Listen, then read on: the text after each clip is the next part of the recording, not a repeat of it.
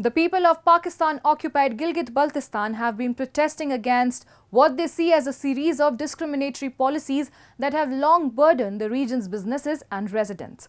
The latest wave of unrest has been driven by mounting economic hardships, with local business owners, particularly those running mills and grinding machines, voicing their concerns over government actions that they claim are stifling their livelihoods and deepening economic inequality. Take a look. The grievances of people living in Pakistan-occupied Gilgit-Baltistan have been building for years, fueled by what they perceive as policies that consistently favor the elite while leaving ordinary people to struggle. One of the latest issues to spark public outcry is the government's push to force mill and grinding machine owners to register with authorities.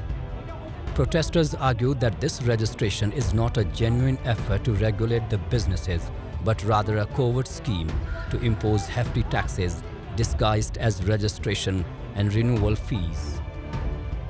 For many small business owners, particularly in rural areas, these added costs are simply too much to bear.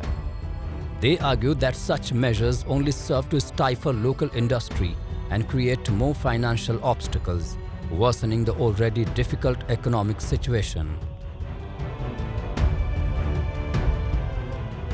11 machine वालों को उन्होंने एक notice भेजा था कि भाई 9 दिसंबर तक कोई अगर अपने 11 मशीन का रजिस्ट्रेशन नहीं कराएगा तो हम 9 दिसंबर के बाद उसको सील करेंगे।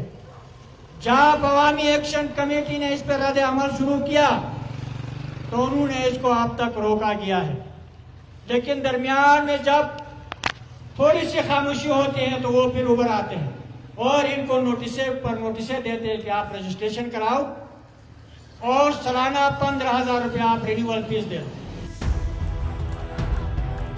The issues in PoGB go far beyond just taxes. The local community has been outspoken about their long-standing grievances with the government's treatment of their region. One of the major sources of frustration is the government's recent hike in commercial electricity tariffs. Protesters claim that this increase in electricity prices is yet another attempt to exploit the local population. Many residents argue that the electricity they rely on is generated within PoGB, yet they are forced to pay exorbitant rates compared to other regions. They believe that this price hike unfairly targets vulnerable communities and adds to the financial strain of already struggling families and businesses. Not only is electricity expensive, but it is also frequently unavailable for hours at a time, causing significant inconvenience and disruption to daily life. बिजली नहीं है यहाँ पर। ये hydro energy का कहा जाता है, बल्तिस्तान बेस कैम्प है, लेकिन यहाँ हाइड्रो एनर्जी के हवाले से जो खेल खेला जा रहा है, खिलवाड़, अब तक जो हमारे जो तजुर्बात हुए हैं, जो तलख हालात से हम गुज़रे हैं, वो ये हैं कि यहाँ पर इलाके को, आवाम को फैसिलिटेट करने के लिए गवर्नमेंट के पास कोई ऐसा कोई मेकनिज़म नहीं है। ये चंद ठेकेदार और अफसरान की जो है ना ब्यूरोक्रेसी की बंदर बांट के लिए यहाँ पर प्रोजेक्ट लगाए जाते हैं और चंद महीने के बाद वाइंड अप करके जो है ना पैसे खा जाते हैं, जिसकी वजह से यहाँ मैं तो कहूँगा 24 घंटे में घरेलू जो सारिफिन हैं उनके लिए तकरीबन 1 घंटे भी बिजली मुयस्सर नहीं है। आज मैं खुद हूँ अपना मोबाइल ला के यहाँ किसी दुकानदार के पास लेके आए हैं कि इसको चार्ज करें, इस नौबत पे हैं।